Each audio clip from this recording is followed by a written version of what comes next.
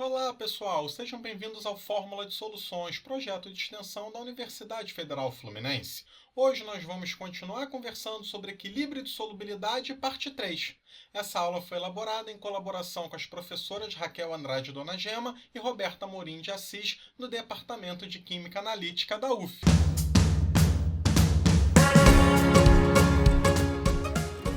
8. Qual a solubilidade do CuOH2 em uma solução de pH 10,80? Nesse tipo de problema, a gente começa com a equação do equilíbrio. Você tem aqui uma substância que é pouco solúvel e ela vai gerar, então, o cátion e o ânion. Perceba que é importantíssimo que essa equação esteja balanceada, por isso o número 2 aqui.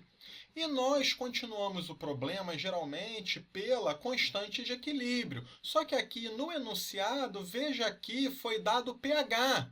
Por que foi dado esse pH? Com o valor do pH, a gente consegue descobrir o quê? A concentração de OH-, para a gente usar na fórmula da constante de equilíbrio. Como assim, Léo? Eu vou explicar o passo a passo. pH vale 10,80. Com a fórmula pH mais pOH igual a 14, a gente consegue descobrir o valor do pOH de 3,20. Com esse valor agora, a gente consegue jogar na outra fórmula de pOH igual a menos log da concentração de OH-. Substituindo os valores e sempre lembrando como é que a gente faz essa expressão aqui. A concentração de OH- vai ser igual a 10 elevado a menos 3,2. Lembra de colocar esse sinal negativo.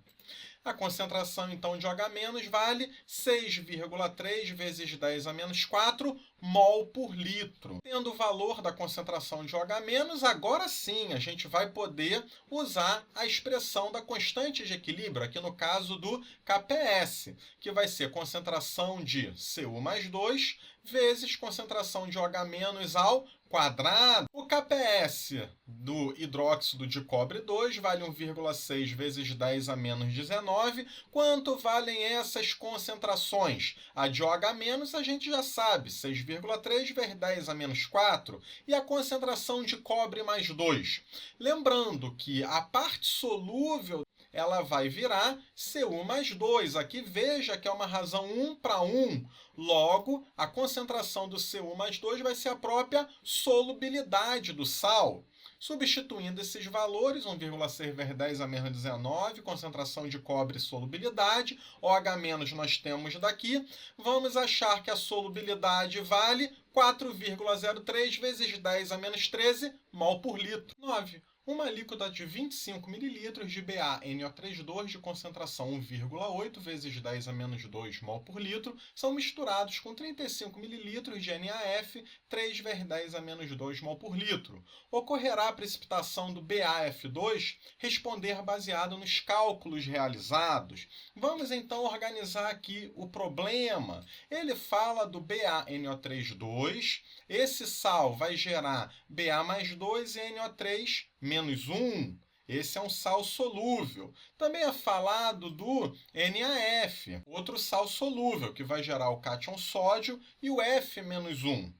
E ele não disse que vai precipitar BaF2, é porque o cátion bário vai interagir com o ânion fluoreto e vai gerar o BaF2. Aqui está a equação do equilíbrio químico. Essa equação tem que estar balanceada, se atente para isso. E a pergunta do problema é se vai ocorrer precipitação de BaF2. Como é que a gente sabe se um sal ele vai precipitar ou não, pessoal? Tem que lembrar que se o PI, que é o produto iônico, for menor ou igual ao KPS, não forma precipitado. Se o produto iônico for maior que o KPS, forma precipitado sim. O KPS do BaF2 vale 1,7 vezes 10 a menos 6. Vamos agora descobrir o PI, o produto iônico. Veja que a equação de produto iônico eu coloquei aqui, é a mesma equação do KPS. Concentração do cátion bário vezes concentração de fluoreto ao quadrado, só que essas concentrações não são as do equilíbrio, vão ser as concentrações iniciais. Quanto que eu tenho no início de bário e de fluoreto? 1,8 vezes 10 a menos 2, 3 vezes 10 a menos 2. Eu posso pegar esses dois valores e substituir nessa fórmula? Não posso, pessoal. Por que eu não posso? Porque eu estou misturando soluções. Quando eu misturo soluções, eu estou somando os volumes. Eu estou fazendo, na verdade, diluição. Então, vamos aqui ver a respeito da parte do bário mais 2. Qual é a concentração que eu vou usar aqui?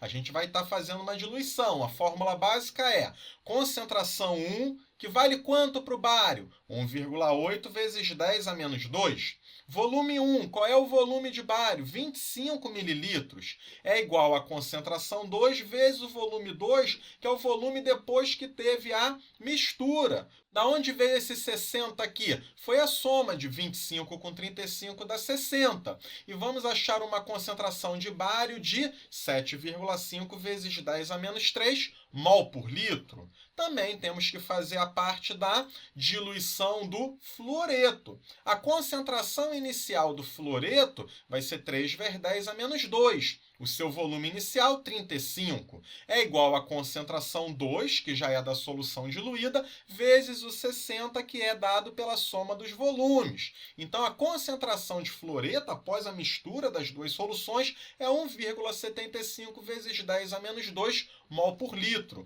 Esses são os valores que eu posso substituir nessa equação e vou achar um valor de produto iônico 2,30 vezes 10 a menos 6. Comparando os valores de KPS de produto iônico, a gente vê que produto iônico é maior que KPS, logo ocorre precipitação sim.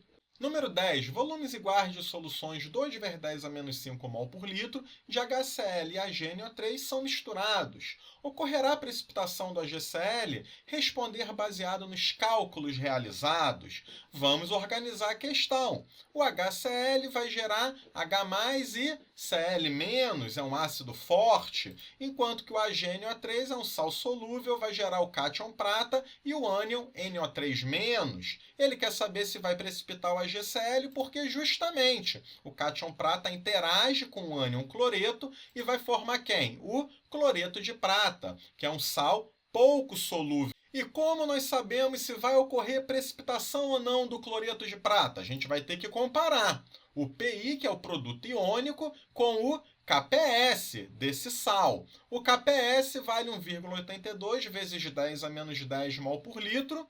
E o produto iônico, concentração de Ag+, vezes concentração de Cl-.